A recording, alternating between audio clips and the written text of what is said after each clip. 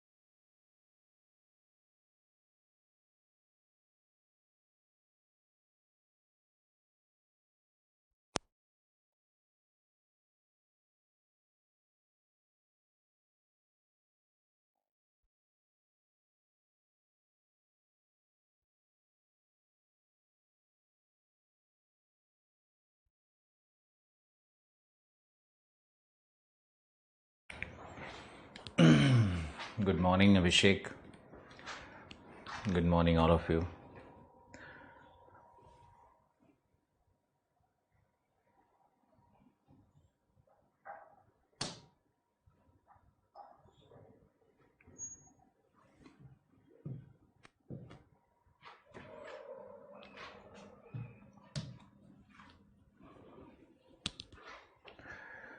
Glass तो लगाना पड़ेगा मुझे बिकॉज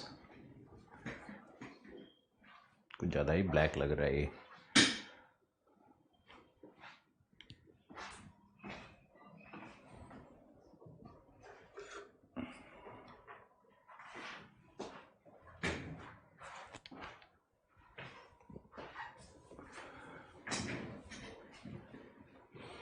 टॉपिक बताओ, topic. Z stream, Z stream में शायद एक रह रहा था, नहीं दो रह रहा था। लिखो पोलर नाइट जेड स्ट्रीम, ध्रुवीय रात्रि जेट धार। नहीं पता नहीं कहाँ थे, जल्दी बताओ कहाँ थे। हाँ, पोलर फ्रंट जेट को लिखवा दिया था। That is what exactly I remember.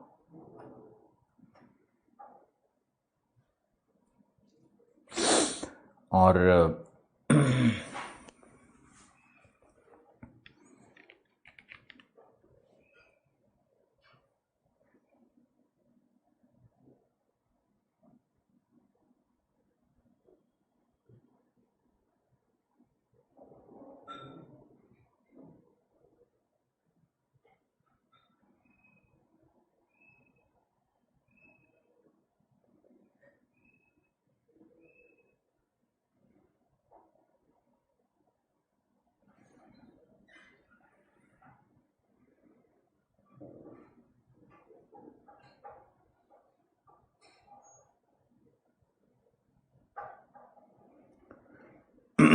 देखो तीसरा जेट ट्रॉपिकल स्टर्ली जेट,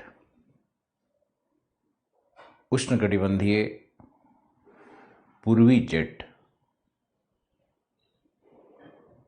उष्णकटिबंधीय पूर्वी जेट। यह ग्रीष्मकालीन जेट धारा है जो शिवालिक एवं विंध्य के मध्य 10 से 12 किलोमीटर की ऊंचाई पर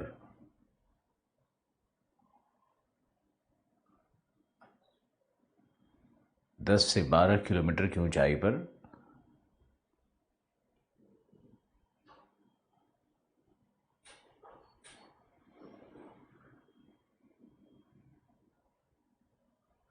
मई से लगभग सितंबर तक, 1 सितंबर तक प्राप्त होता है।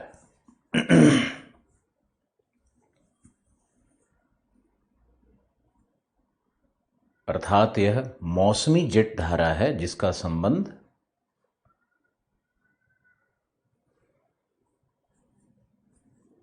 भारतीय मॉनसून के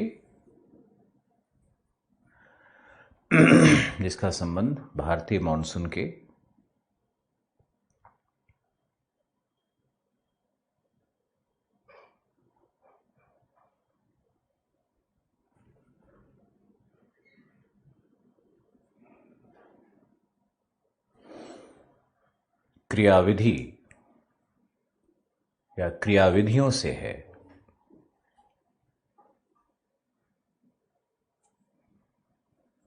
इसकी उत्पत्ति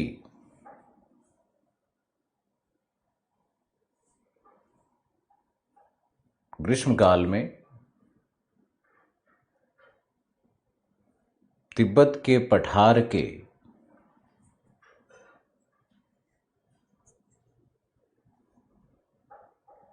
तापन एवं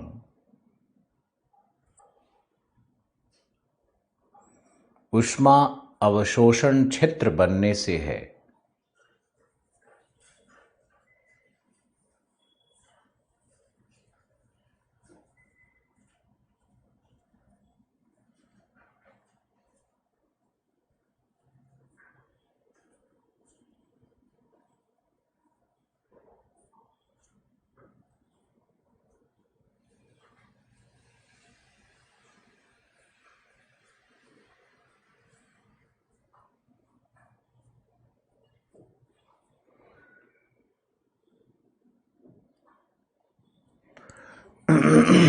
ऊष्मा अवशोषण क्षेत्र बनने से है।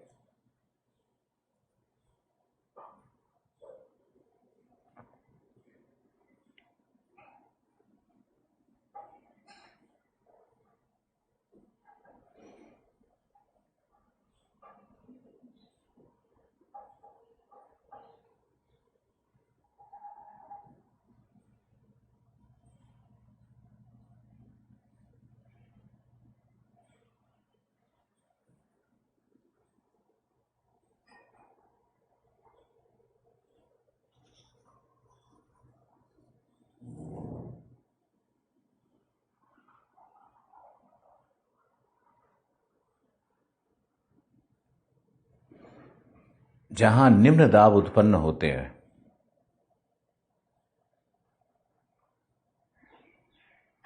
एवं वायु का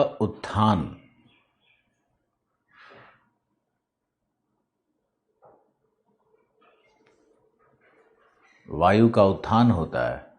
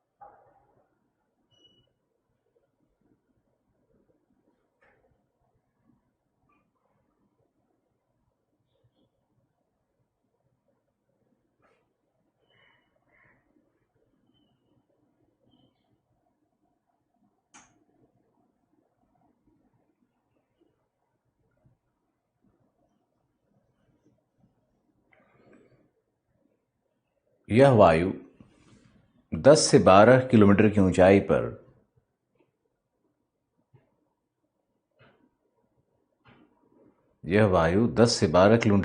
पर प्रतिचक्रवातीय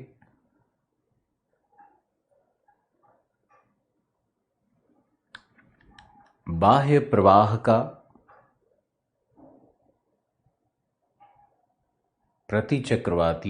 प्रवाह का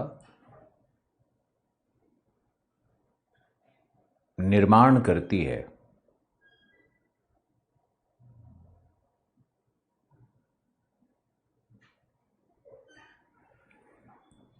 प्रति चक्रवातीय बाह्य प्रवाह का निर्माण करती है।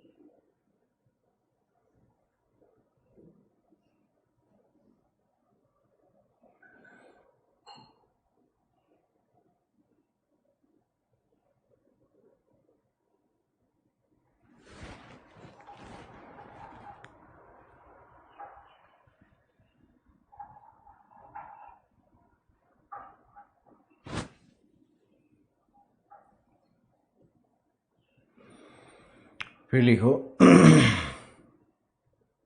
इस बाह्य प्रवाह का एक अंग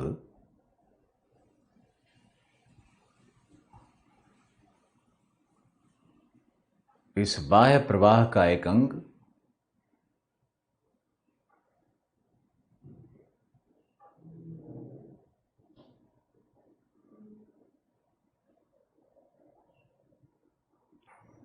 उत्तर पूर्वी भारत की ओर प्रवेश करता है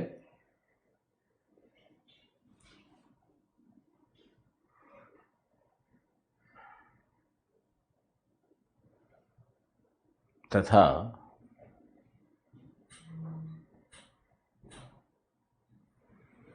कोरियोलिस प्रभाव से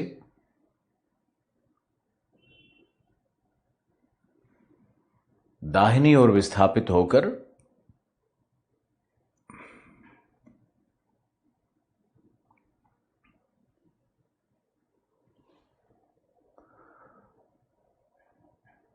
विंध्य पर्वत के ऊपर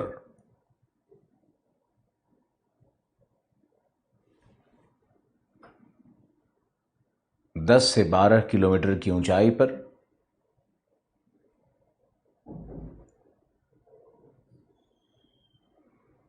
स्थापित हो जाता है, जिसे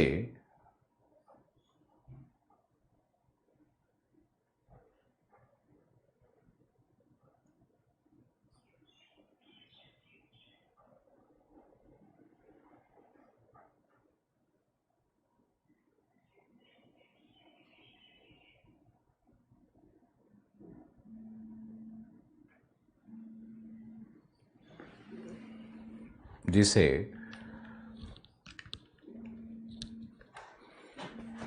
पूर्वी जेट कहते हैं।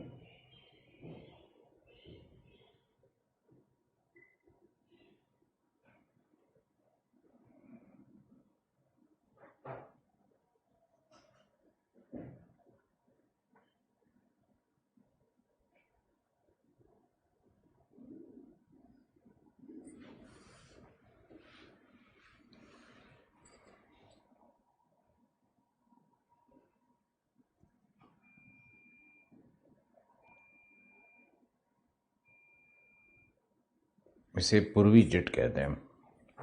नेक्स्ट पॉइंट, इस जेट का संबंध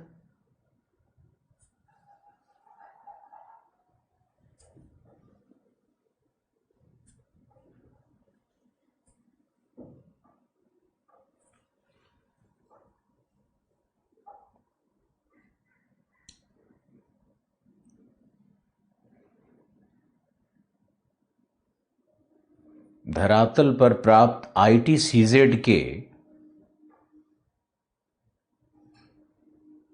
विस्थापन से है।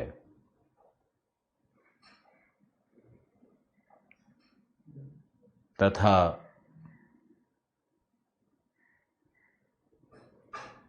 बंगाल की खाड़ी में बनने वाले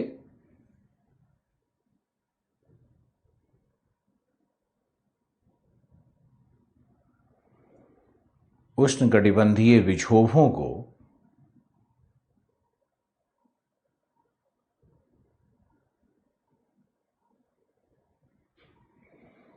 गंगा के मैदान पर प्रेरित करती है।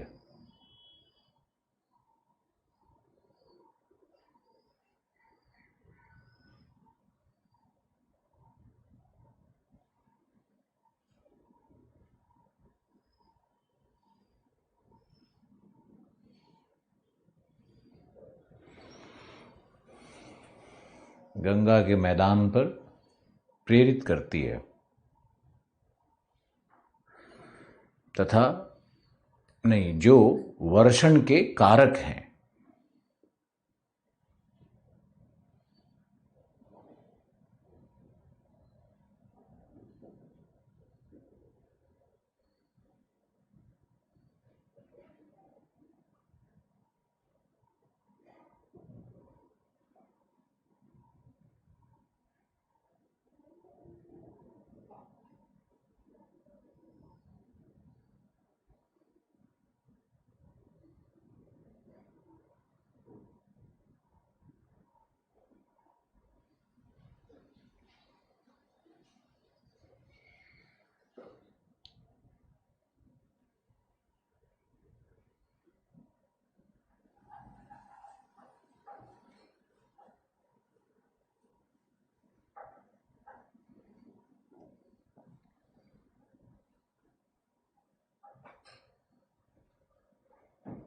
जो वर्षण के कारक हैं।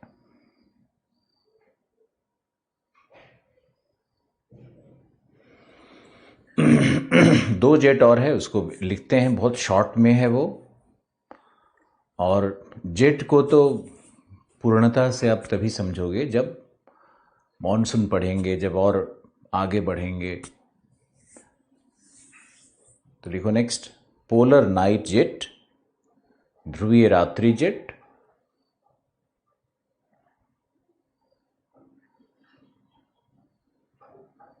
ध्रुवीय रात्रि जेट। इसकी उत्पत्ति ध्रुवों के ऊपर समताप मंडल में लगभग 32 किलोमीटर की ऊंचाई पर होती है।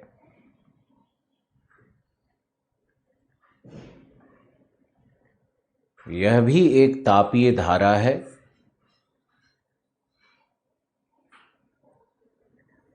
यह भी एक तापीय धारा है, थर्मल करंट है, जो क्षोभ मंडल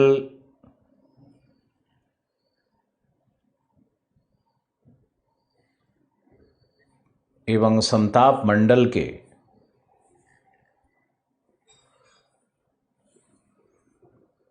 संस्तरों के मध्य के तापांतर, संस्तरों के मध्य के तापांतर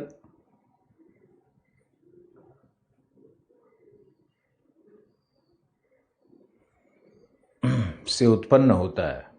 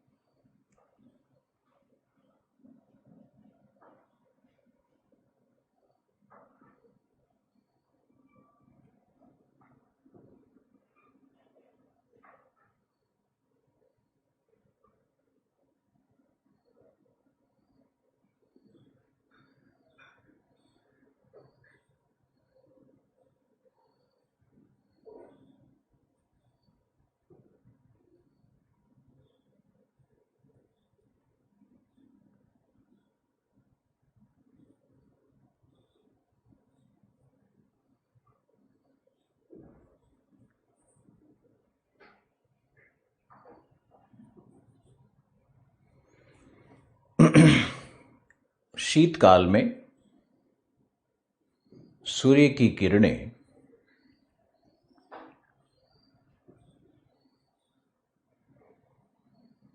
ध्रुवीय सतह पर प्राप्त नहीं होती। ध्रुवीय सतह पर तिर्यकता के कारण या एंगल ऑफ इंसिडेंस के कारण, हाई एंगल ऑफ इंसिडेंस के कारण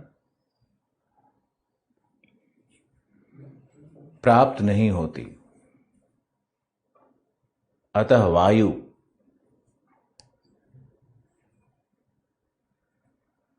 सुपर कूल्ड, अति शीतल होता है।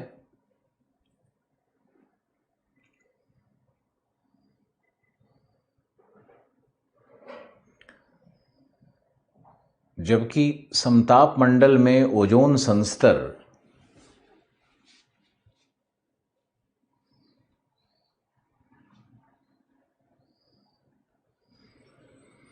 पूर्ववत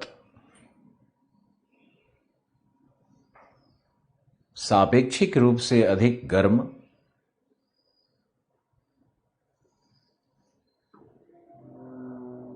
एवं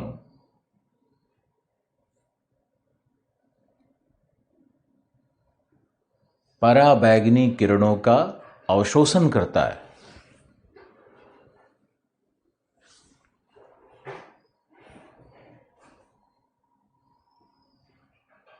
पराबैंगनी किरणों का अवशोषण करता है,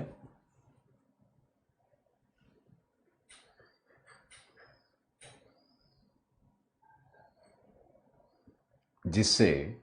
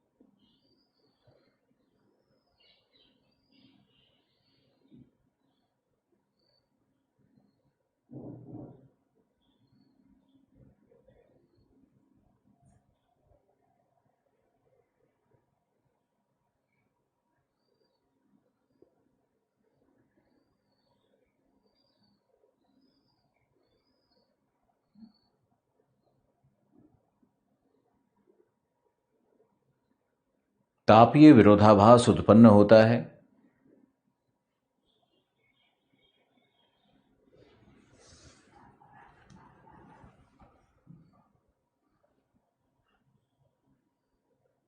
एवं वायु का लंबवत संचरण ताप प्रवणता से उत्पन्न होता है।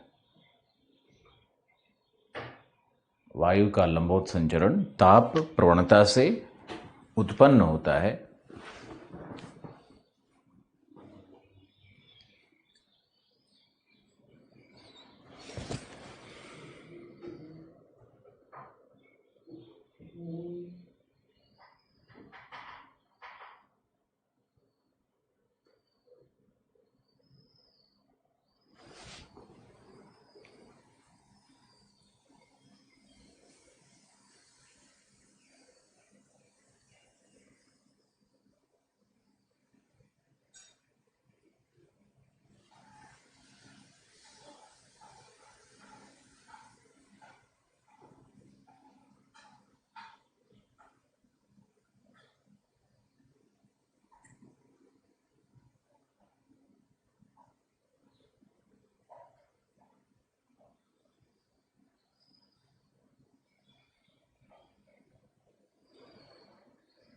चूंकि यहां कोरियोलिस प्रभाव उच्चतम है, अतः यह तापधारा, कोरियोलिस प्रभाव उच्चतम है अतः यह तापधारा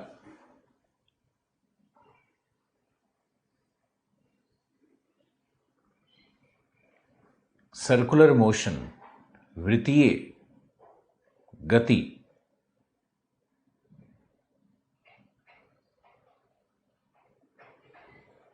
के रूप में कायम हो जाती है, वृत्तीय गति के रूप में कायम हो जाती है,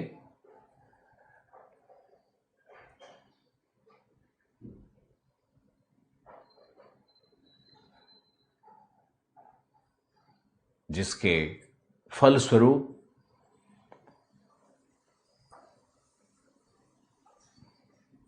जेट धारा का निर्माण होता है, जिसके फलस्वरूप जेट धारा का निर्माण होता है।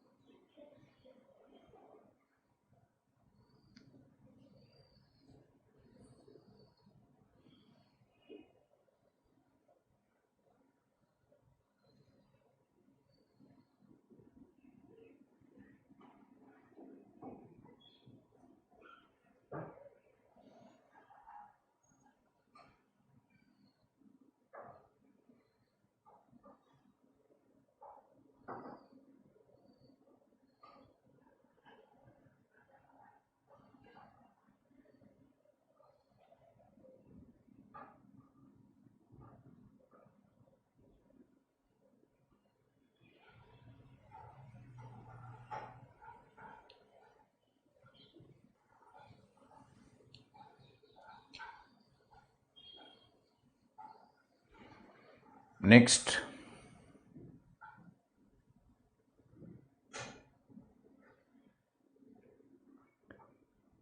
इस जेट का संबंध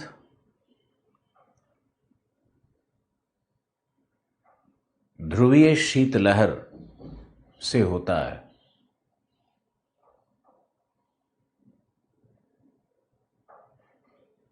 तथा यह ध्रुवीय उच्च दाब को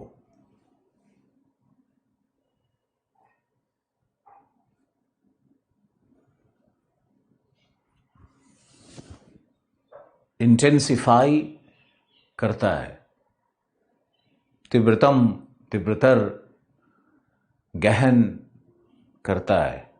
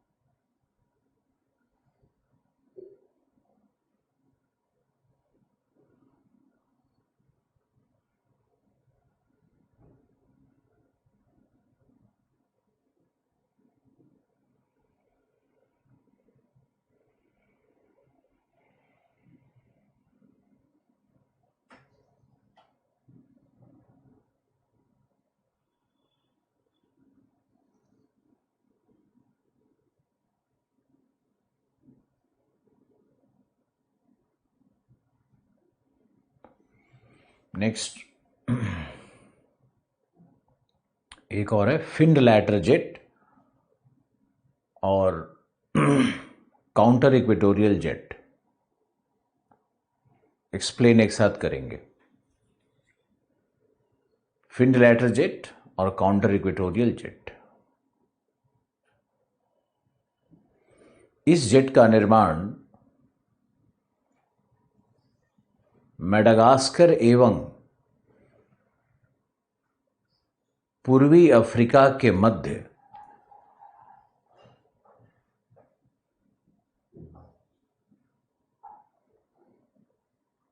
1 से 1.5 किलोमीटर की ऊंचाई पर होता है। 1 से 1.5 किलोमीटर की ऊंचाई पर होता है।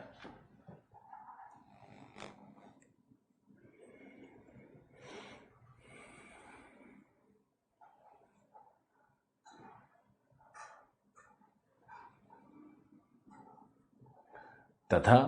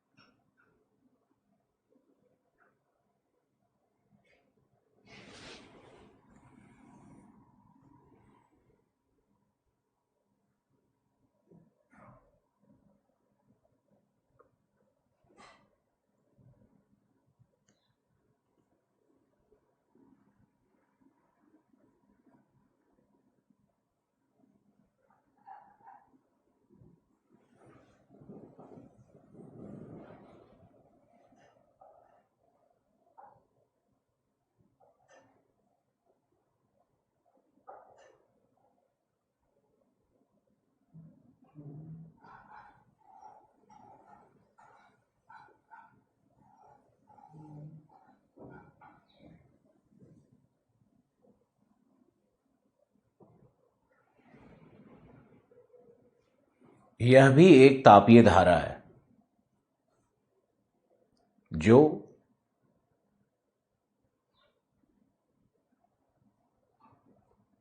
शीतकाल में दक्षिणी गोलार्ध हो गया, दक्षिणी गोलार्ध के लिए शीतकाल होगा तो उत्तरी गोलार्ध के लिए ग्रीष्मकाल।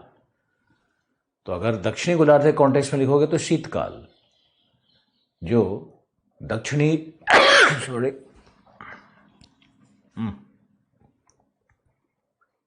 जो दक्षिणी गोलार्ध के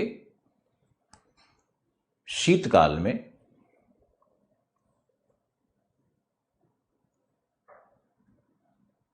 अफ्रीका के उच्च भूमि के ऊपर, अफ्रीकन हाईलैंड्स के ऊपर, पूर्वी अफ्रीकी हाईलैंड, पूर्वी अफ्रीकी उच्च भूमि के ऊपर अवस्थित ठंडी वायु राशि एवं मोजाम्बिक चैनल के ऊपर, मोजाम्बिक चैनल के ऊपर अवस्थित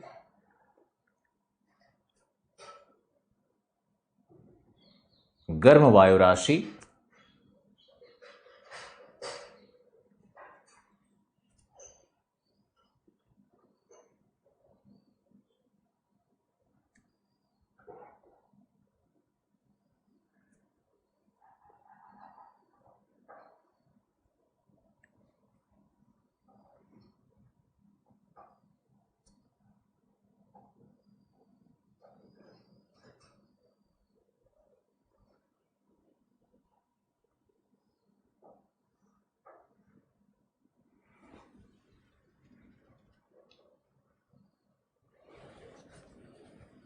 पर अवस्थित गर्म वायु राशि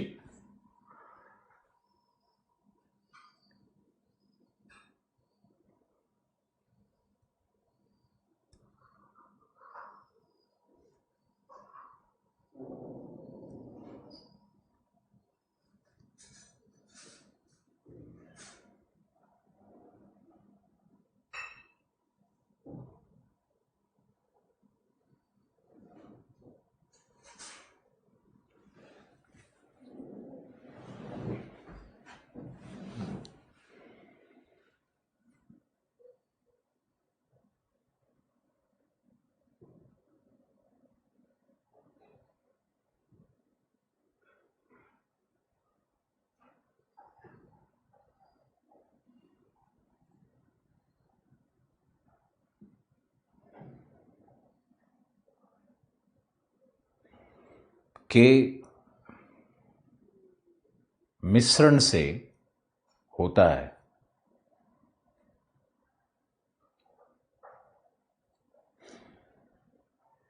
कुछ विद्वान इस जेट को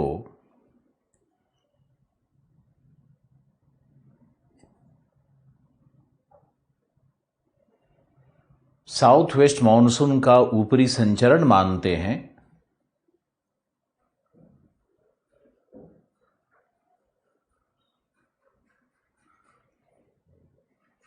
क्योंकि यह मॉनसून के साथ ही उत्पन्न होता है।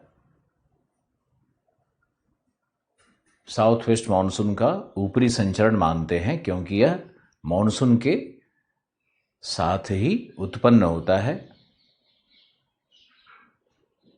तथा विषुवत को पार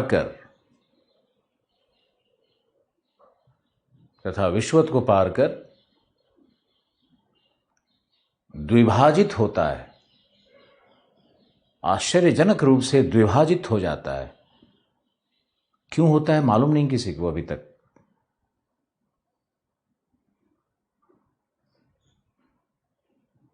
द्विभाजित हो जाता है,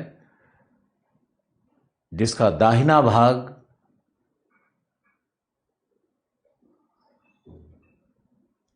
मॉनसून को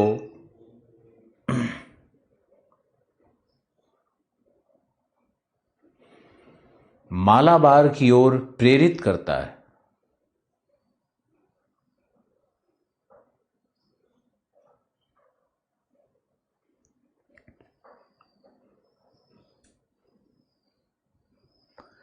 इसे पार विषुवतीय जेट भी कहते हैं।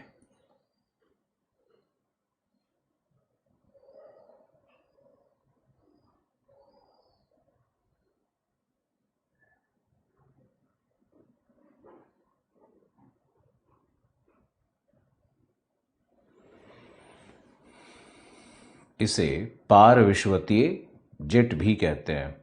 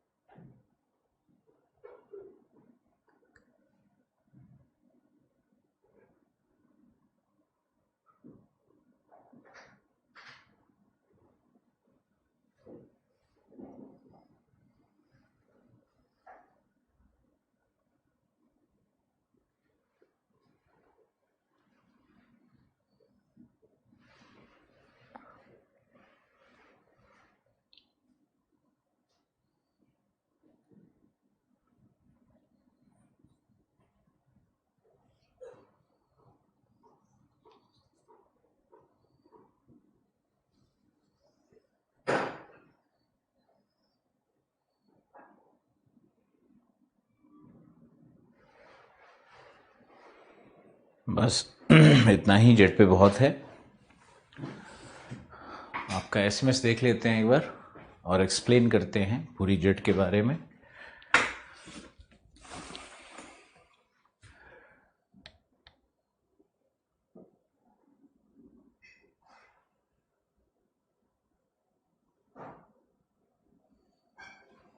लवकेश, पूर्वी अफ्रीकी हाई इथोपियन हाईलैंड है क्या सर जी?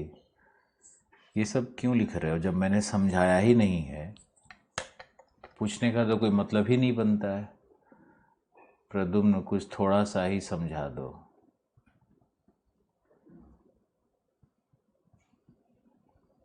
सर शनिवार रविवार को ऑफ रहेगा तो ज़्यादा लाभकारी होगा।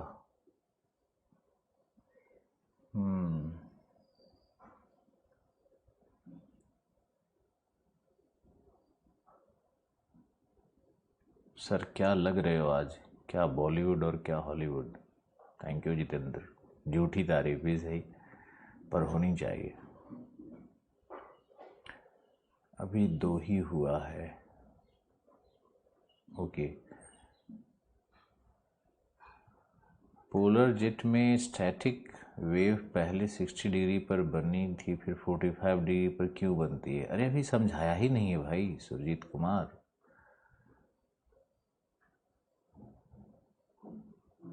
ओके, कोई बात नहीं।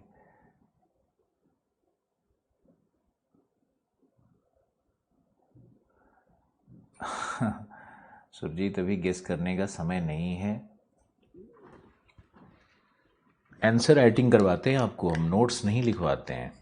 जो मैंने लिखवाया है ये आंसर राइटिंग है, सोच समझ करके एक एक शब्द चुन चुन करके जो भी है, तो ये आंसर राइटिंग है।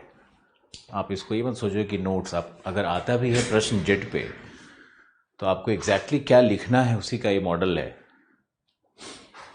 डेफिनेशन में क्या लिखोगे, पीटरसन का मत क्या था वो भी लिखना पड़ेगा, रॉसबी ने क्या कहा, विशेषताएं क्या होती है, प्रकार क्या है, मौसम संबंधित क्या है, हर जेट में कहीं ना कहीं मौसम से लिंक किया मैंने।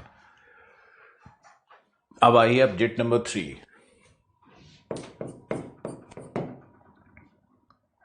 सॉरी, जेट नंबर 2 भी एक्सप्लेन करना है ना, जेट नंबर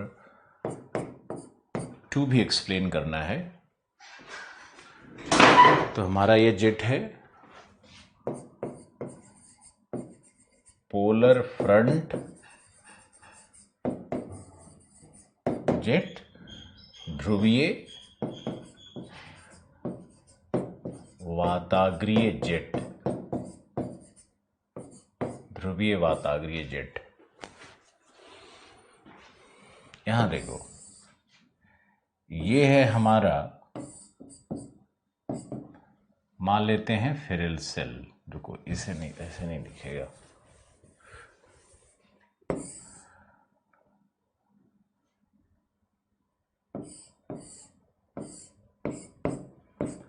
इसको हम मान लेते हैं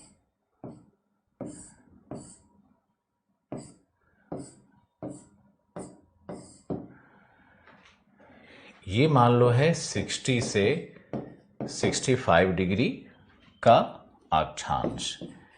यह है 90 डिग्री नॉर्थ, ध्यान से देखते रहो।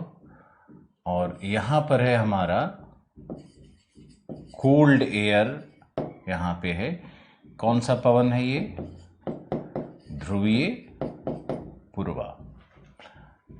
और इस भाग में तो भाई सिंकिंग हो रहा है, इस भाग में सिंकिंग हो रहा है, और ये हाई प्रेशर का बेल्ट है, पोलर हाई प्रेशर। और इसको हम मान लेते हैं इस तरह से हमारी क्षोभ सीमा प्राप्त होती है ना, क्षोभ सीमा इसी तरह से प्राप्त होती है। अब सेल को देखते हैं, तो ये हमारा है पोलर सेल, ये हमारा है फेरिल सेल। तो फेरिल सेल में यहां पर पवन कौन सा है, पछुआ पवन है। ये है हमारा सब ट्रॉपिकल हाई प्रेशर, जहां पे ये वायु का अवतलन इस तरह से होता है। कोई कष्ट हो बताओ? कष्ट तो नहीं है ना? ये तो डायग्राम ड्रॉ करो पहले, और इस डायग्राम को कई बार ड्रॉ किया जा चुका है।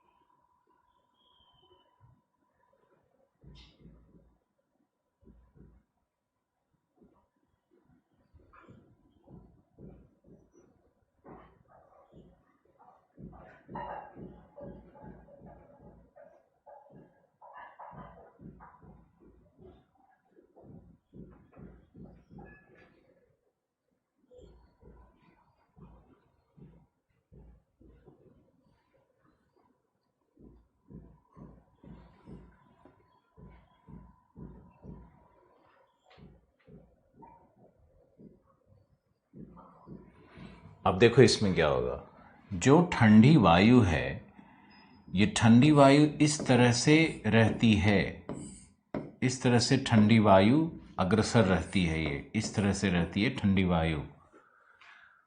पिछले मॉडल में हमने क्या बताया था कि ध्रुवीय पूर्वा और पछुआ टकराया, पछुआ ऊपर गया, हाफ एयर इधर कर दिया था, हाफ एयर इधर कर दिया था, याद है ना। ये बन गया था पोलर सेल, ये बन गया था फेरल सेल।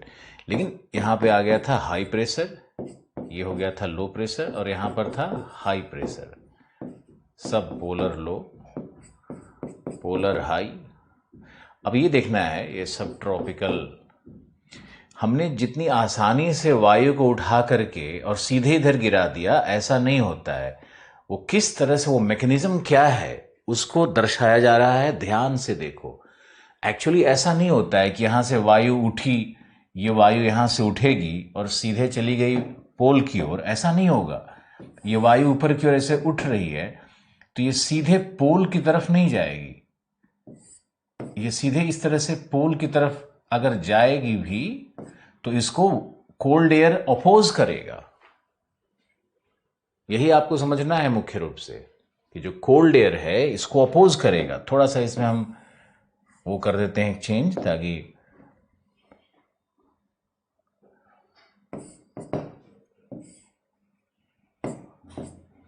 थोड़ा एरिया और बढ़ा दिया मैंने।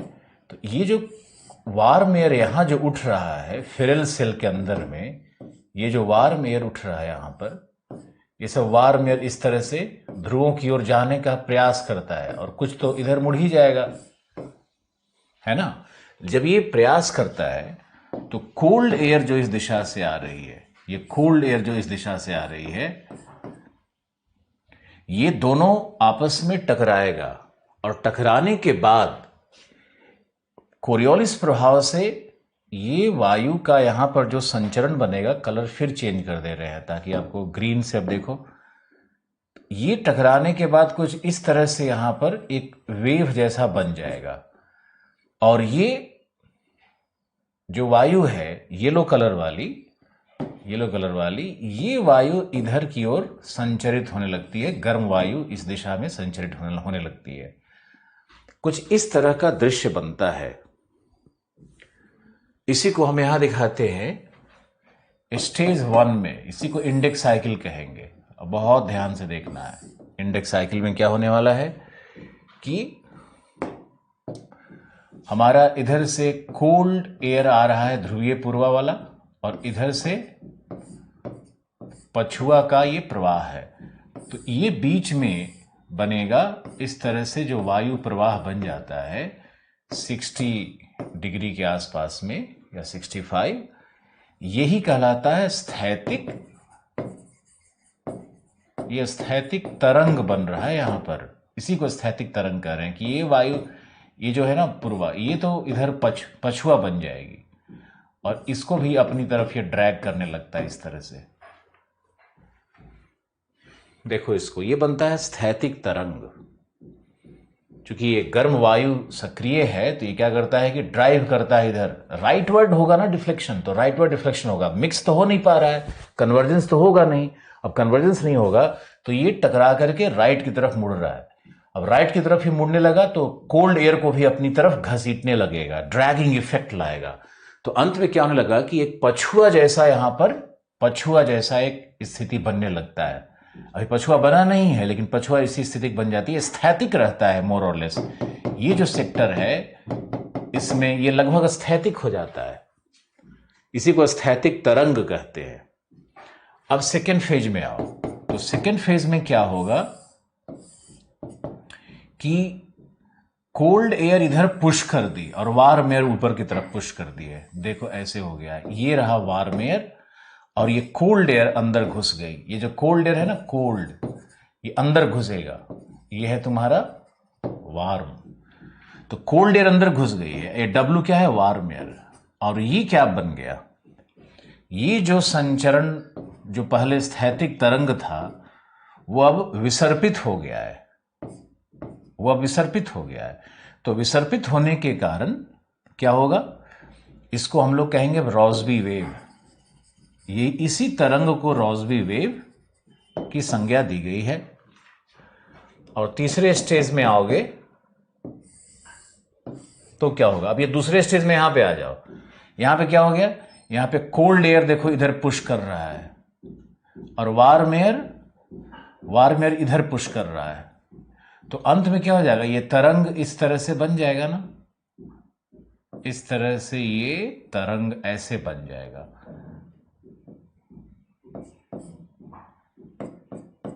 देखो ये कैसे तरंग बन गया। 3 डायमेंशनल में बिल्कुल देखो। यहां नहीं समझ पाओगे तो कभी नहीं, never, if not here then never. हमारा ये बहुत फेमस डायलॉग था।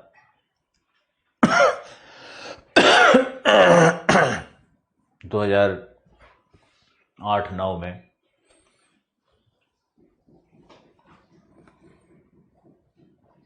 देखो कैसे वेव कैसे बन जाता है। रॉसबी वेव बन गया ये। अब यही रॉसबी वेव जब और विसर्पण करेगा, यही रॉसबी वेव जब और विसर्पण कर लेगा तो इसी को हम लोग क्या बोलेंगे? यही बन जाता है पोलर फ्रंट जेट। और ये कौन है? कोल्ड। इधर कौन है? वार्म। इधर क्या बना? गर्त। ये जेट का गर्त है। और इधर क्या बना? इधर बना है जेट का श्रिंग। ये बना है जेट का श्रिंग। तो गर्त और श्रिंग कैसे बनता है उसको आप देखो। पांचों जेट को एक्सप्लेन करने के बाद एक सामान्य डिस्कशन और लेंगे। कभी मत सोचना कि हम बिना समझाए, बिना तुम्हारे संतुष्टि के कभी निकल जाएंगे। कभी नहीं ऐसा होगा। तो अब देखो ये 1 2 3 स्टेज आ गया।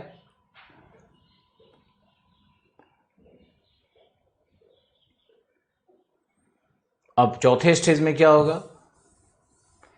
इसी में अगर तीसरा स्टेज आपको दिखाना है तो थोड़ा विसर्पण को और दिखा दो। इस तरह से विसर्पण दिखा दो। विसर्पण बढ़ गया, ऐसे हो गया जेट ये। अब देखो ये पूरा ऐसा जेट बना हुआ है। विसर्पण बढ़ा दो।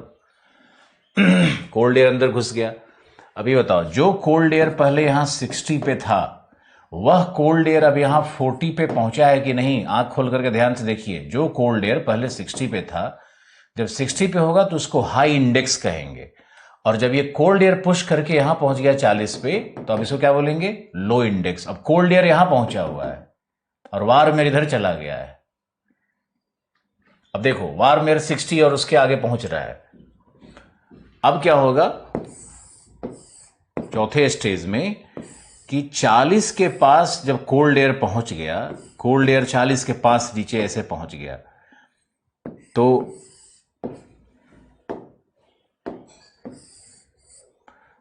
जब 40 के पास नीचे कोल्ड एयर यहां पहुंच गया तो वार्म एयर ऊपर में इस तरह से देखो कट ऑफ हो गया। ऑक्सबो लेक कैसे रह जाता है दूसरी तरफ, और यहां पर क्या आ गया? ये कोल्ड एयर इधर भी घुस गया है। ये सब कोल्ड एयर है और फिर से स्थैतिक दशा बन जाएगी। ये है अब 40 डिग्री नॉर्थ और ये था हमारा 60 डिग्री नॉर्थ। अब जो नया स्थैतिक तरंग बना है वह 40 डिग्री पर बना है, इसीलिए इसको कहेंगे लो इंडेक्स। ये लो इंडेक्स है जेट का। और यहां जो ये बना है 60 डिग्री पे, तो इसको क्या कहेंगे? High index. उच्च सूचकांक है ये जेट का। रूपा मेड सिंपल में दिया हुआ है। यहां जेट खत्म हो जाएगा, यहां पे जेट खत्म हो जाएगा और जो गर्म वायु है देखो इस दिशा में आगे बढ़ गई और ठंडी वायु इस दिशा में आगे बढ़ गई है, यानी मिश्रण हो गया है। और जब मिश्रण हो जाएगा तो अपने आप जेट खत्म हो जाएगा। इसीलिए ये जेट 6 से 7 दिनों के अवधि में उत्पन्न होता है। इसका जीवन काल 7 से 8 दिनों का होता है अधिकतम। और जब भी वायु राशियां आएंगी, मिश्रित होंगी, ऊपर में जेट बनेगा। नीचे में साइक्लोन बनता है, ऊपर में जेट बनता है। और ऊपर में जब जेट बनेगा तो 7-8 दिन में वायु राशि का मिश्रण खत्म हो जाएगा और मिश्रण के खत्म होते ही जेट भी खत्म हो जाता है। तो ये 60-65 पे जो ये जेट बनता है ये परमानेंट नहीं है, ये प्राइमरी जेट है, परमानेंट नहीं है। ये बनते रहता है, विनष्ट होते रहता है, बनते रहता है, विनष्ट होते रहता है। यही प्रक्रिया जारी है और ये एक मैकेनिज्म है लैटिट्यूडनल हीट बैलेंस को मेंटेन करने का। कि जो ट्रॉपिकल एयर में जो सरप्लस हीट है, अधिशेष है ऊष्मा का, और जो ध्रुवों में ह्रास है ऊष्मा का, तो दोनों ऊष्मा का एक्सचेंज करता है, कोल्ड एयर इधर और वार्म एयर इधर। यही मूल प्रक्रिया चल रही है। साइक्लोन भी यही होता है।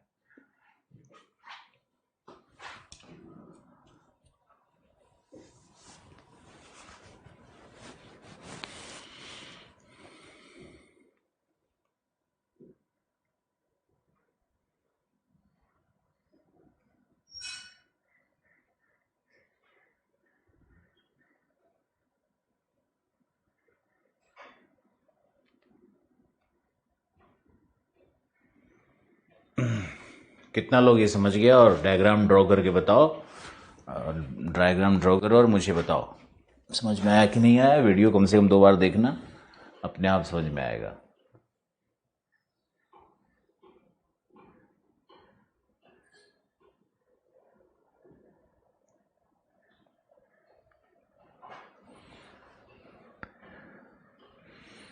पांडे जी का उधर से आदेश आया है कि शनिवार को क्लास चालू रखे। अच्छा,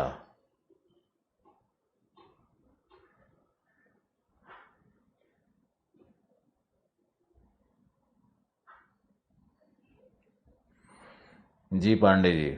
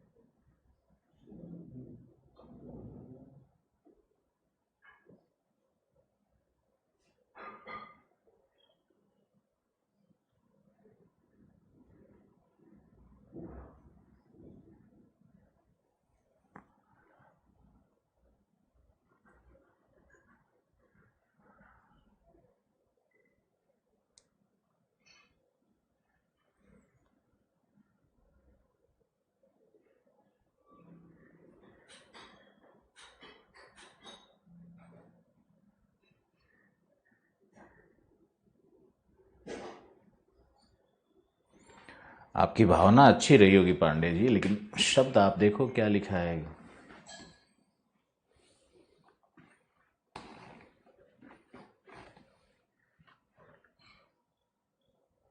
आज तो समझ गए, कल परसों नहीं समझ में आया। कल परसों वाला भी आज ही समझ में आएगा दीपक कुमार जी। जब समझ में नहीं आया ना, तो यही समझो कि सर वेट करवा रहे हैं, जानबूझ करके वेट करवा रहे हैं। अपने बुद्धि पे शक मत करना, या हम पे शक मत करना कि बिना समझाए भाग जाएगा। इस बार ऐसे ही लिखवा रहा है। 15 साल से स्टूडेंट यही पाप कर रहा है हमारे साथ, मन में शक संदेह लाते रहता है। तो लोग नहीं लाना ये सब।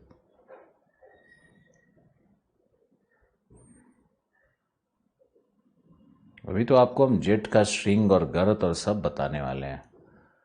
पहले जेट से इंट्रोड्यूस हो जाइए। ये टॉपिक कोई पढ़ाता है क्या? चलो ओके। और जेट पे बहुत प्रश्न आता है। तो ये था हमारा दूसरा जेट। अब तीसरे जेट पे आ जाओ। यहाँ एक चीज़ और बता देते हैं, ऊपर में जब ये जेट बनता है ना, तो नीचे भी जो गर्म और ठंडी वायु नीचे भी तो मिल रही है ना, तो यही नीचे में ही साइक्लोन का वेव बनने लगता है। ये ऐसे देखो, यहाँ नीचे में भी साइक्लोन बनता है। तो नीचे में हो जाता है साइक्लोजेनेसिस, ऊपर में बन जाता है रॉसबी वेव। ये रहेगा रॉसबी वेव ऊपर में, और नीचे बनेगा साइक्लोन। टेम्परेट साइक्लोन नीचे बनेगा, ऊपर में रॉसबी वेव। और टेम्परेट साइक्लोन और रॉसबी वेव का बहुत ही घनिष्ठ संबंध है, अंतर संबंध है। दोनों में पहले तो रॉसबी वेव ही अपीयर करेगा, क्योंकि नीचे फ्रिक्शन ज्यादा है तो अभिसरण स्लो होगा, और ऊपर में विंड वेलोसिटी ज्यादा है, फ्रिक्शन कम है, तो ऊपर में अभिसरण पहले शुरू हो जाता है। इसीलिए रॉसबी वेव पहले प्रकट होगा। फिरोजी वेव के बनते ही नीचे धरातल पे साइक्लोन बनने लगता है एक ही सिस्टम, दोनों ही ठंडी और गर्म वायु राशियों के मिश्रण से उत्पन्न या अभिसरण से उत्पन्न परिघटनाएं हैं, मौसमी घटनाएं हैं। अब आइए नंबर 3 है हमारा ट्रॉपिकल ईस्टर्ली जेट, पूर्वी जेट, इसको सिंपली कहते हैं पूर्वी जेट। भारत के संदर्भ में है, ज्ञान लीजिए। ये मान लीजिए आपका है भारत, ये भारत का मैप। मुझे तो लगता है कि आप लोगों को भी 5 सेकेंड में ड्रॉ करने वाला आना चाहिए। अब यहां देखो, यह है तिब्बत का पठार। सूर्य जब उत्तरायण होगा तो तिब्बत का पठार छत की तरह है, गंगा का मैदान नीचे है, तो छत गर्म होगा या निचमा? छत गर्म होगा ना। तो जब छत गर्म होगा, वैसे भी आगे आपको मॉनसून में पढ़ाएंगे कि तिब्बत के पठार का जो रॉक्स है वो, उसका एल्बिडो बहुत कम है, वो हीट सिंक जोन का निर्माण करता है, उष्मा अवशोषण क्षेत्र का निर्माण कर देता है। तो वहाँ के रॉक सिस्टम से भी है, वहाँ वेजिटेशन नहीं है, ग्लेशिएटेड लैंड है, तो उष्मा का अवशोषण ज़्यादा करता है, वेजिटेशन ही नहीं है वहाँ पे कि वो, तो ये हीट सिंक बन जाता है। वेजिटेशन क्या करता है? टेम्परेचर को रेगुलेट करके सालों भर लगभग इक्वल रखने रखता है। यहाँ देखो, तो ये हीट सिंक जोन है, तो यहाँ बन गया लो प्रेशर। अब लो प्रेशर ही बन गया तो यहाँ से वायु ऊपर उठी, और ऊपर उठने के बाद ये प्रति चक्रवातीय दशाओं में इस तरह से लपट के रूप में निकलती है। ये जो लपट निकल रही है ये जाएगी साउथ चाइना सी की ओर, ये जाएगा लेक बैखाल की ओर, और एक लपट जाएगा यहां पोल की ओर, पोल की तरफ जाएगा। ऐसे कई लपटें इससे बनती है। बहुत बड़ा एरिया है यार, ये बहुत विशाल एरिया है। ये 16 लाख स्क्वायर किलोमीटर में ये लो प्रेशर बना हुआ है, आधे भारत से ज्यादा। और इसी का एक अंग इधर भारत के ऊपर, ये जो ऐसे आ रहा है ना, ये जो फ्लो यहां भारत में आ रहा है, इसी फ्लो में कोरियोलिस काम करता है, और इसी पूर्वी फ्लो का जो कोर होगा वही जेट है। यही ट्रॉपिकल ईस्टर्ली जेट है तुम्हारा। कलर का यूज किया जाए, यही तुम्हारा, इसी तरह से ये जेट यहां पे निर्मित हो जाता है। यह है ट्रॉपिकल ईस्टर्ली। अब जेट तो एक ऐसे धारा है ही, इसके साथ साथ तुमको इस तरह का और भी प्रवाह मिलेगा, ऐसे भी प्रवाह मिलेगा। ऐसे आ रहा है तो इधर भी ऐसे ही प्रवाह मिलेगा, लेकिन बीच वाला जो भाग होता है ना वो जेट होता है। यही जेट आगे जाकर के सोमालिया के तट पे गिरेगा और मानसून को कैसे प्रभावित करेगा, ये हम लोग मानसून में सीखेंगे। लेकिन ये वो जेट है, ट्रॉपिकल ईस्टर्ली जेट। विहंगम दृश्य, टॉप व्यू। विहंगम मतलब जो विहग पक्षियां देख पाती है, देखिए एक विहंगम दृश्य।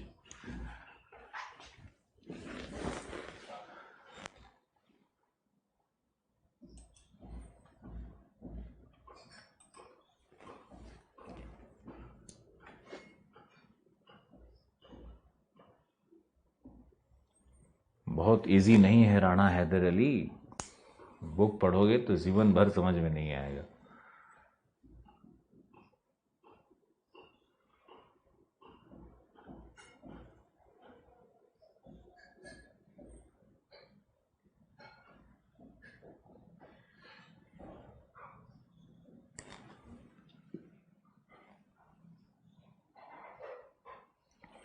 अरे मेरे भाई, जेट स्ट्रीम को एक चीज नहीं है ना, देखिए इसको, दीपक कुमार जी को।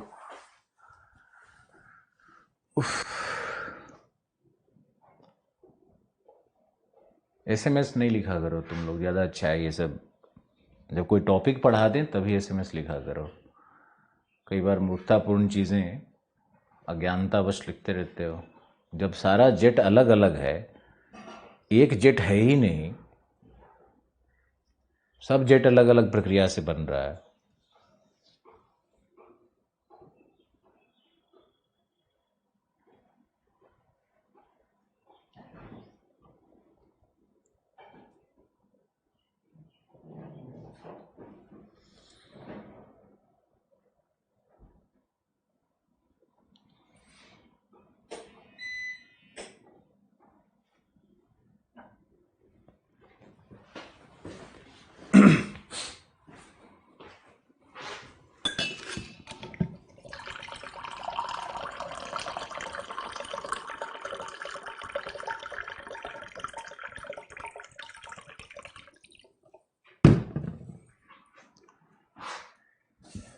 ये हमारा तीसरा जेट।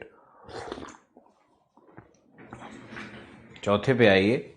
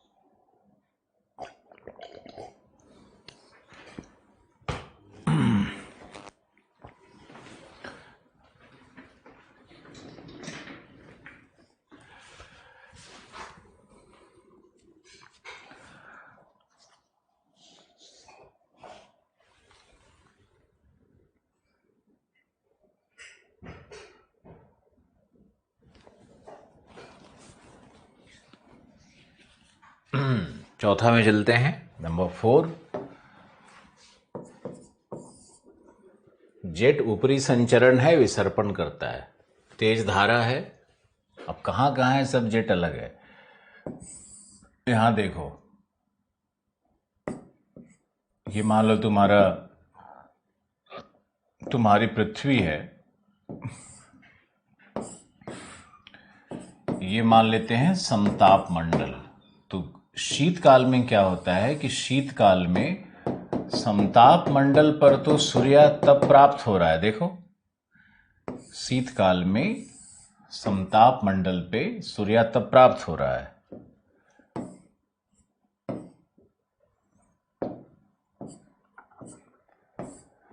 लेकिन ये जो भाग है, यहां सूर्यातप नहीं मिल रहा है, क्योंकि ध्रुव क्या है, चपटा है। ध्रुव देखो इस तरह से फ्लैट हो जाता है, तो सूर्य की किरणें ऊपर की ओर जा रही हैं। यहां पे सूर्य की किरणें हैं, तो ये भाग का हीटिंग होगा। तो यहां मान लो टेम्परेचर 0 डिग्री हो गया है, और यहां नीचे में टेम्परेचर -40 डिग्री हो गया है। तो थर्मल कॉन्ट्रास्ट हो गया ना। तो थर्मल कॉन्ट्रास्ट हो गया, तो ये 2 लेयर है, इस तरह से 2 लेयर है। तो इस लेयर के बीच में ऊपर से नीचे की तरफ, नीचे से ऊपर की तरफ संचरण बनेगा। गर्म और ठंडी वायु का मिश्रण होगा ना। तो जब ये संचरण बन जाता है, तो इसी संचरण को कोरियोलिस प्रभाव के कारण इस तरह से ये लपट बन जाएगा, सर्कुलर मोशन क्रिएट हो जाएगा। इस तरह से लपट बन जाता है, और ये सर्कुलर मोशन बन जाएगा, और यही जेट बन जाता है। यही जेट बन जाता है।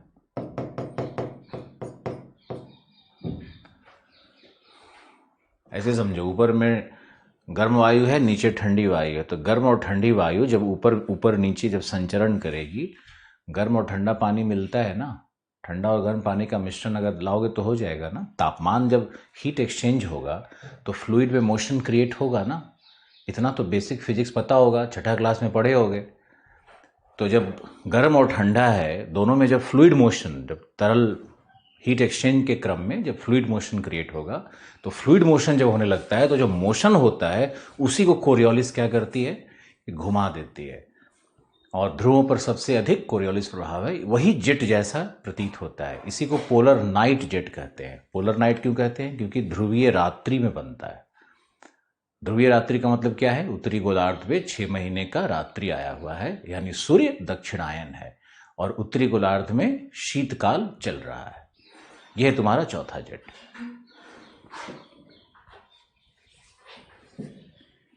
बिल्कुल नॉर्थ पोल के अक्ष के ऊपर बनता है ये, नॉर्थ पोल के अक्ष के ऊपर लगभग 32 किलोमीटर्स की ऊंचाई पर ये बनता है जेट।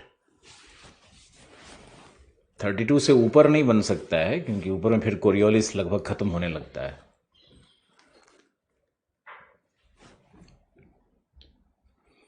अब आइए और आपको दिखाते हैं जेट नंबर 5। जेट नंबर 5 है, ये है हमारा अफ्रीका, सॉरी अफ्रीका थोड़ा अजीब सा बन रहा है, ये है हमारा अफ्रीकन कॉन्टिनेंट और ये है हमारा मेडागास्कर। तो यहाँ पर है मोजाम्बिक चैनल, ओशियन करंट पढ़ा होगा ना, तो गर्म धारा है, तो गर्म धारा के कारण यहाँ पर गर्म वायु राशि होगी। और यह है विषुवत 0 डिग्री, और ये पूर्वी अफ्रीकन हाईलैंड है, तो हाईलैंड के ऊपर में क्या होगा, कोल्ड एयर होता है। ऐसे भी नीचे क्या है, विंटर्स चल रहा है, ऊपर क्या है, ग्रीष्मकाल चल रहा है ऊपर में, नीचे में विंटर चल रहा है, शीतकाल चल रहा है। तो शीतकाल में अफ्रीका का कॉन्टिनेंट ठंडा है, वो भी हाईलैंड के ऊपर की वायु की बात की जा रही है।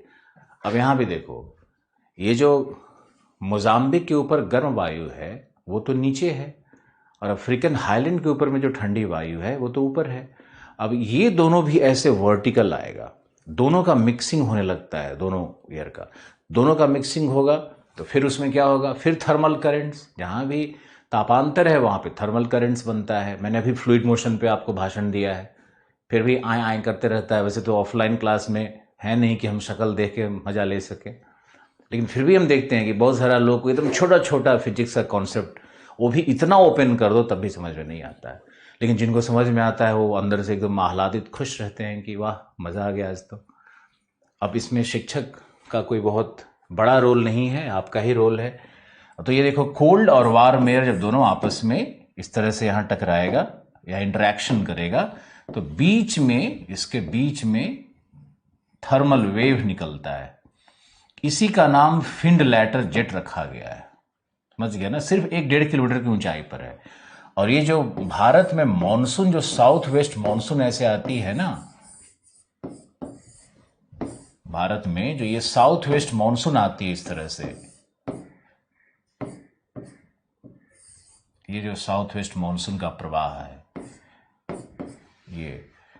ये साउथ वेस्ट मॉनसून आती है तो ये जेट का एक अजीब सा रूप दिखता है। ये जेट तो है ही, ये तो जेट है ही, यही जेट है, 1.5 किलोमीटर की ऊंचाई पर ये जेट है यहाँ पर। इसी का नाम फिंड लेटर जेट कह लो या क्रॉस इक्वेटोरियल जेट कह लो। ये सब है साउथ वेस्ट मॉनसून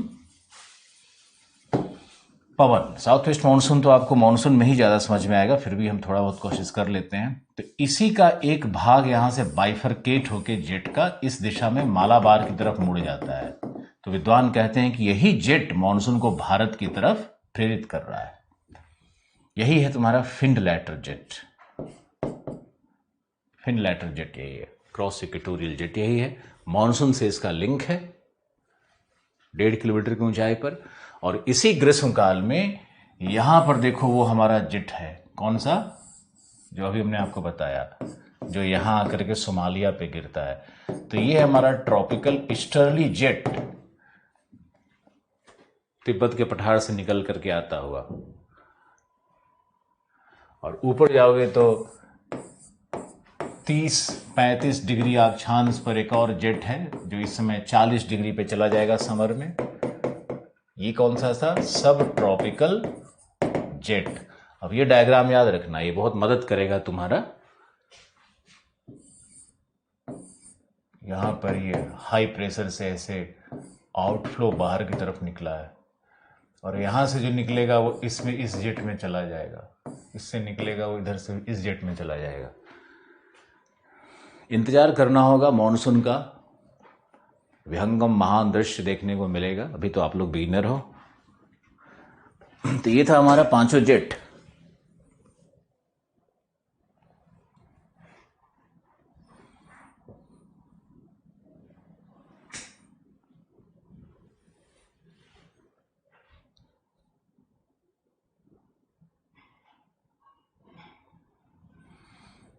सभी जगह तो ठंडी और गर्म वायु का अभिसरण हो ही रहा है।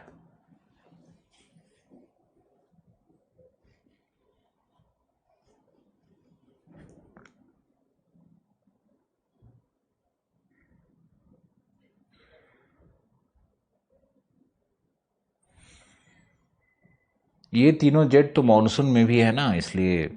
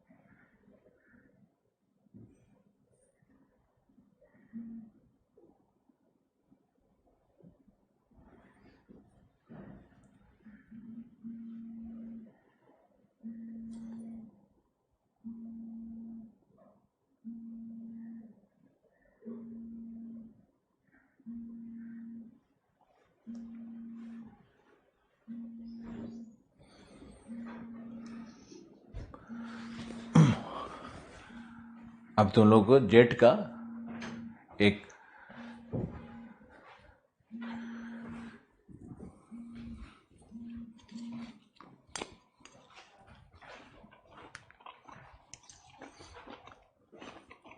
एक और जेट का एक फाइनल दृश्य दिखाते हैं। इन जनरल जेट क्या है।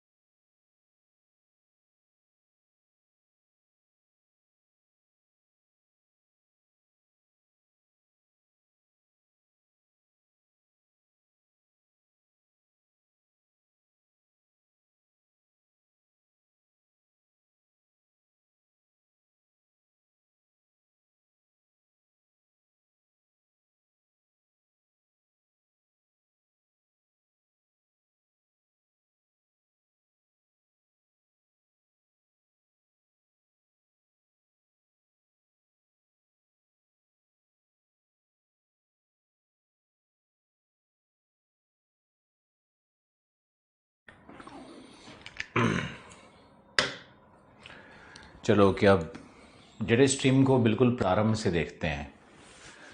और जेट स्ट्रीम है क्या? सब ट्रॉपिकल जेट, उपोष्णकटिबंधीय जेट कैसे बना, पोलर फ्रंट जेट कैसे बना, पांचों जेट कैसे बना, तो ये कहना कि जेट एक ही प्रकार से बन रहा है बिल्कुल गलत। ऐसा अगर किसी पुस्तक में लिखा है, किसी ने समझाने की कोशिश किया है, तो ये गलत।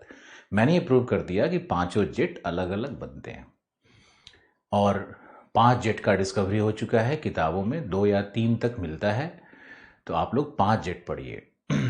दूसरी बात कि जेट का एक सामान्यीकरण किया हुआ मिलता है सविंदर सिंह में, रॉसबी वेव का, लेकिन Rossby wave polar front jet के साथ एसोसिएटेड है, न कि सभी जेट के साथ। हालांकि कालांतर में हर जेट में तो स्पाइरलिंग बैंड ऑफ एयर है ही, लपटें हैं ही, तो हर लपट को लोग रॉसबी वेव कह सकते हैं।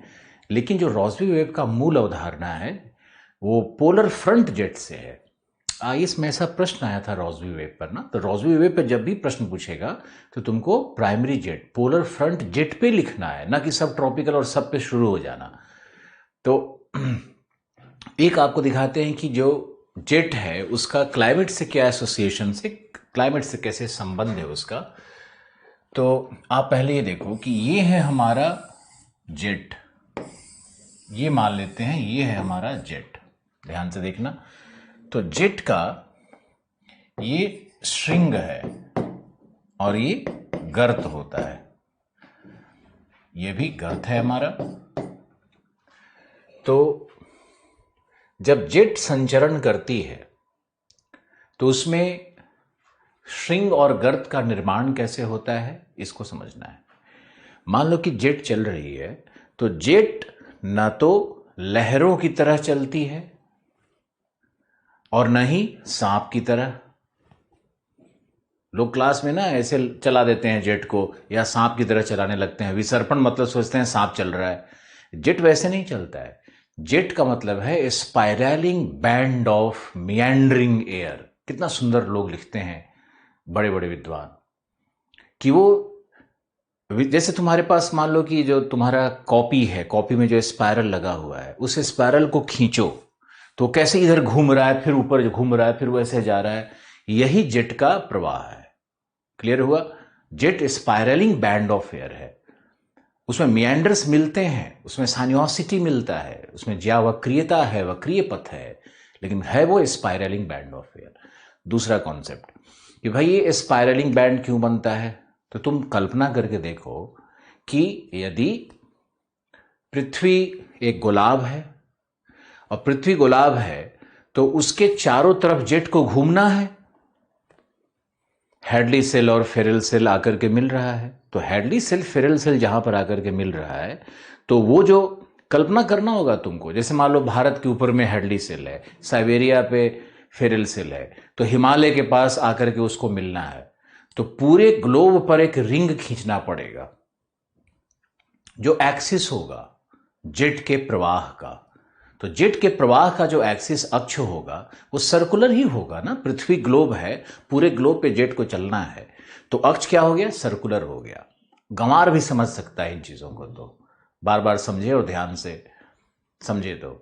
तो ये सर्कुलर एक्सिस पे जेट को चलना है। अब कहते हैं फिजिक्स में लॉ है कि air in large scale motion having curved path has tendency to enter the centre, and as it enters the center it will experience centripetal acceleration। इसका मतलब ये हुआ कि अगर कर्व्ड पाथ पर, अगर सर्कुलर पाथ पर, वक्रीय पाथ पर अगर large scale motion of air है, वायु विशाल मात्रा में यदि गतिमान है, तो क्या होगा? ये इसमें टेंडेंसी होगा, वक्रीय पथ पे है तो अंदर मुड़ने की। अगर कहीं भी इस पे कोई एक्सटर्नल फैक्टर काम करेगा कुछ भी, तो अंदर की तरफ मुड़ने लगेगा। फिजिक्स के अनुसार अगर सर्कुलर पाथ है तो पाथ वही रहेगा अंटिल कोई एक्सटर्नल फैक्टर काम ना करे। यहां एक्सटर्नल फैक्टर काम करता है, कैसे करता है हम बताएंगे आपको। तो ये जब पाथ में अंदर की तरफ मुड़ेगा तो कोई भी जेट क्या होगा? बड़ा सर्कल छोड़ करके अंदर छोटे सर्कल में आने लगेगा, पृथ्वी के क्लोज आने लगेगा। तो छोटा सर्कल आएगा तो उसकी गति क्या होगी? बढ़ जाएगी। पहले भी समझाया था क्यों उसकी वेलोसिटी बढ़ेगी। उसकी वेलोसिटी इसलिए बढ़ेगी क्योंकि रेडियस छोटा हो गया, जो इसका सर्कल करने का रेडियस छोटा हो गया, आर छोटा हो गया।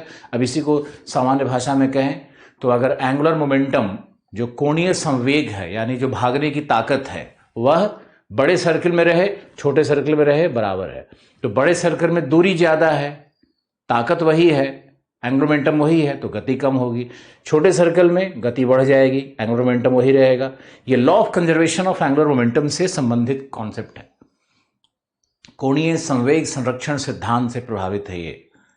उसमें कहता है कि कोणीय संवेग नियत रहता है, लेकिन वायु की गति में अंतर होगा। अगर वायु का डिस्टेंस ये ज्यादा घूमना है तो गति कम, छोटा में आएगा तो गति ज्यादा। इसी कारण से वायु जब अंदर प्रवेश करती है पृथ्वी की तरफ, तब उसमें गति आ जाएगी।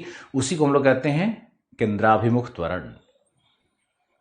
केंद्र की तरफ मुड़ने के कारण जो उसमें गति उत्पन्न हुई वही है केंद्राभिमुख त्वरण। तो ये सर्किल है, एक्सिस, अंदर घुसा वायु, देखो अंदर, मान लो ऐसा सर्किल है, तो ये वायु आ रही है, तो वायु अंदर की तरफ पृथ्वी की तरफ घूमी, तो ये बना गर्त एक्सेलरेशन के कारण। फिर ये ऊपर की ओर उठेगा, क्योंकि जितना एक्सेलरेशन होगा उतना ही सेंट्रीफ्यूगल, जितना सेंट्रीपिटल फोर्स काम करेगा उतना ही सेंट्रीफ्यूगल फोर्स होना चाहिए, तभी घूर्णन मेंटेन रहेगा।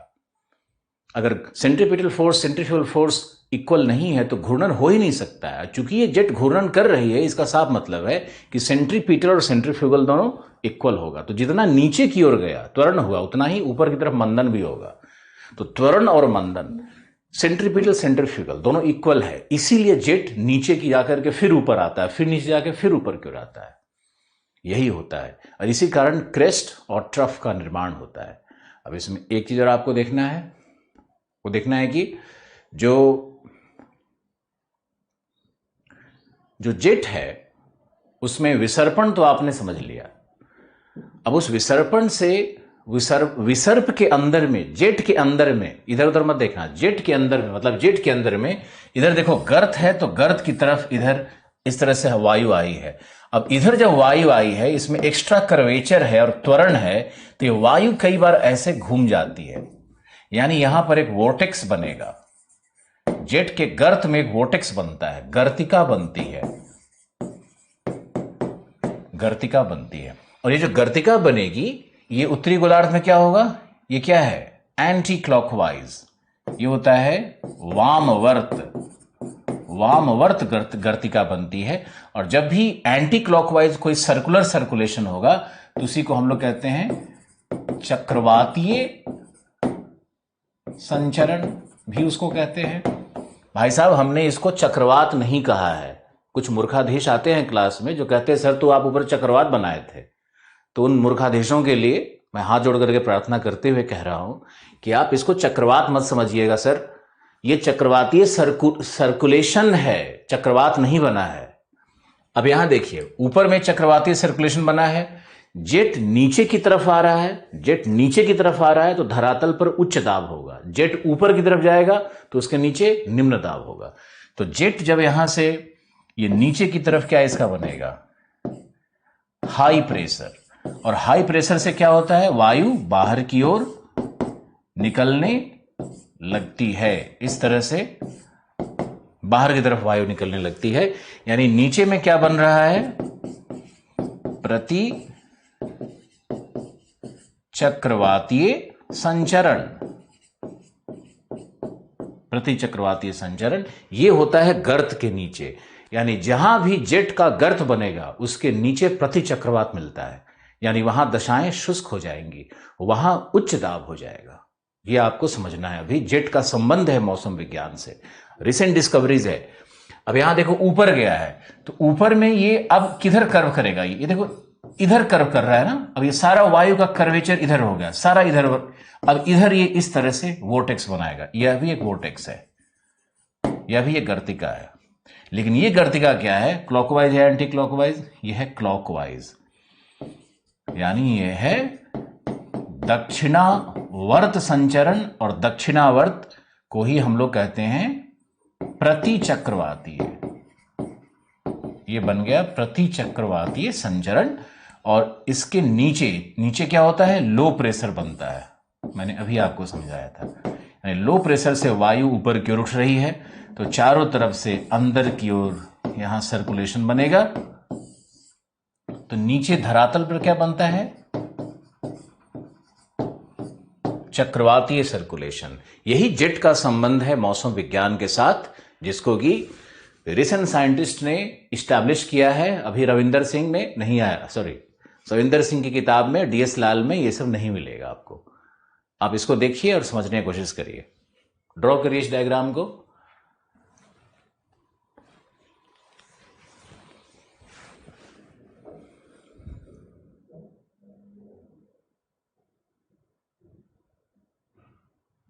मेरी समस्या क्या है कि हम कोई सामाजिक विषय को तो पढ़ा नहीं रहे हैं और नहीं हम कोई इतिहास के पन्नों को पढ़ा रहे हैं। हम तो शुद्ध फिजिक्स पढ़ा रहे हैं, वो भी क्लाइमेट से जोड़ करके। तो भाई हमसे तकलीफ तो होगा ही। कई बार लगता है कि इतिहास के शिक्षक रहते और हिंदी साहित्य के और संविधान वगैरह पढ़ाते रहते तो लोग कहते कि वाह कितना महान आदमी है, ऐसे कहेगा कितना खड़ूस आदमी है। लेकिन एग्रेसिव रूप लेना पड़ता है जब हमारे छात्र का बुद्धि शठ की तरह काम करता है और क्लास में ऐसे मुंह बना के बैठे रहते हैं। तो जब हम थोड़ा गर्म होते हैं, गर्म रूप, तो वो भी ऐसे करके जागता है, ध्यान से देखता है, लगता है सर गुस्सा गया। बहुत सारा मनोवैज्ञानिक खेल करना पड़ता है स्टूडेंट को सिखाने के क्रम में। उसमें मूर्ख लोग बदनामी भी देते हैं। जय हो ईश्वर, सब सही चल रहा है वैसे।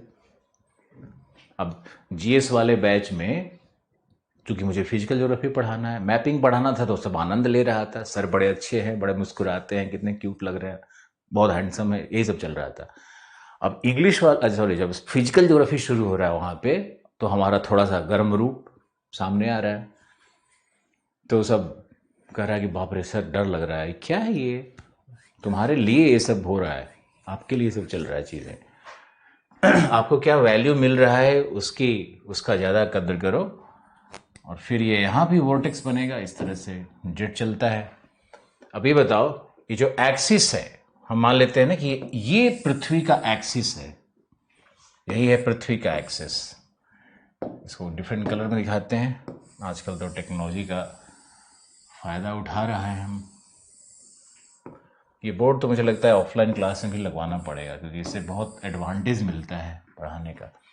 तो ये देखो है, तो ये जो एक्सिस ऑफ फ्लो है, ये हॉरिजॉन्टल है क्या? नहीं है, क्वासाई हॉरिजॉन्टल है। अर्ध क्षैतिज अक्ष पे जेट चलती है।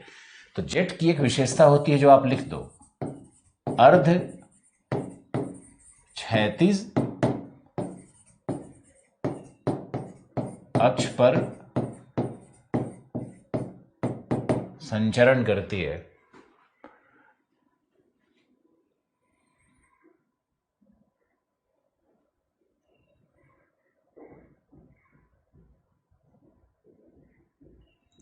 अर्धक्षैतिज अक्ष पर संचरण करती है। आशा है आपको समझ में आया होगा। और एक और आपको अगर हम चाहें तो एक विहंगम दृश्य विश्व के मानचित्र के माध्यम से आपको,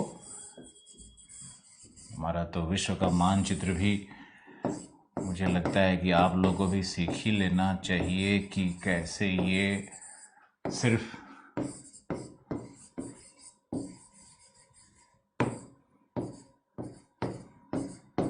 दस 15 सेकेंड में बन जाए। हो गया। अब देखो, तो जेट कहां पर है? ये देखो, यहां एक जेट है।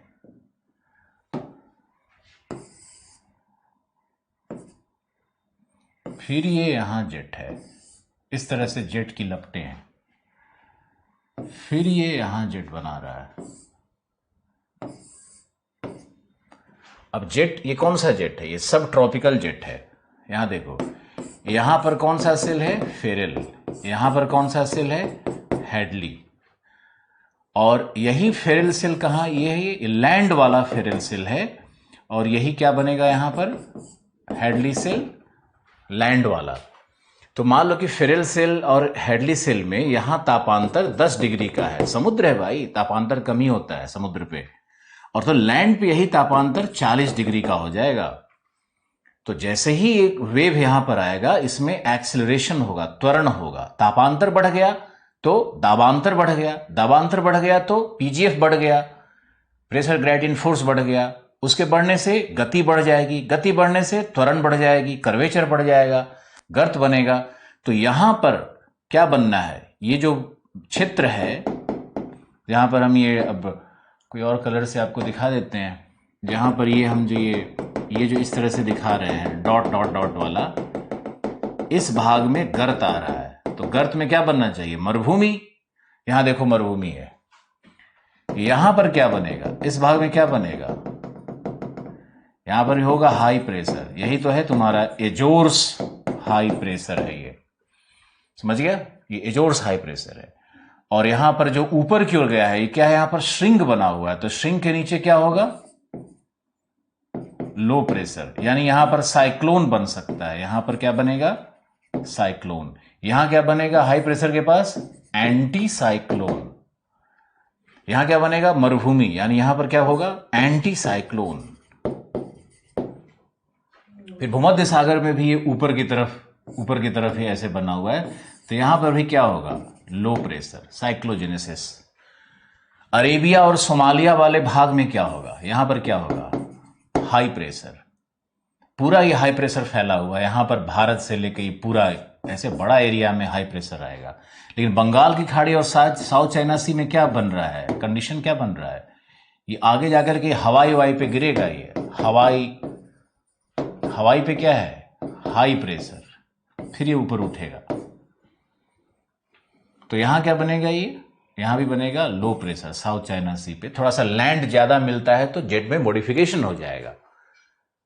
तो ये तुम्हारा कौन सा जेट है, ये तुम्हारा पहला जेट यही था, सब ट्रॉपिकल जेट जो परमानेंट है। दूसरा है फेरल सेल और पोलर सेल के बीच में। तो यहां क्या है आपका, पोलर सेल। तो इस भाग में इस तरह से पोलर सेल बना हुआ है। तो यहां पर जो ये वेव बन रहा है, ये जो इस तरह से वेव बन रहा है, टूटा टूटा, बस इधर नहीं बनेगा क्योंकि इधर फेरल सेल नहीं बनता है, पोलर इधर फेरल सेल है ही नहीं। तो ये जेट यहीं पर बनता है, इधर बनेगा, पैसिफिक के ऊपर बनेगा। ये कौन सा है, यह है पोलर फ्रंट जेट। और एक जेट यहां देखो बनेगा, ये जो जेट है इसका नाम क्या है, ट्रॉपिकल ईस्टर्ली जेट। और एक जेट तो यहां बना था हमारा, है ना, इस तरह से बना था ये फ्लो, इस तरह से ये फ्लो बना था। ये था हमारा पोलर नाइट, ये हमारा पोलर नाइट जेट यहां बना था। तो सारे जेट को आप एक विश्व के मैप पर भी दिखा सकते हो, विहंगम दृश्य है। बहुत बहुत धन्यवाद। इसको अब देखते रहिए, पढ़ते रहिए, समझते रहिए।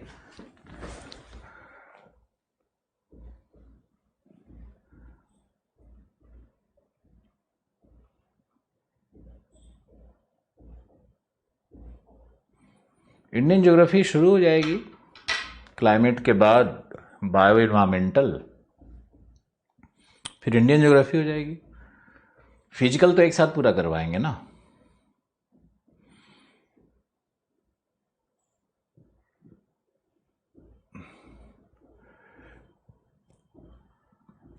डायग्राम को देखो, इसको ड्रॉ करो, मुझे विदाई दो।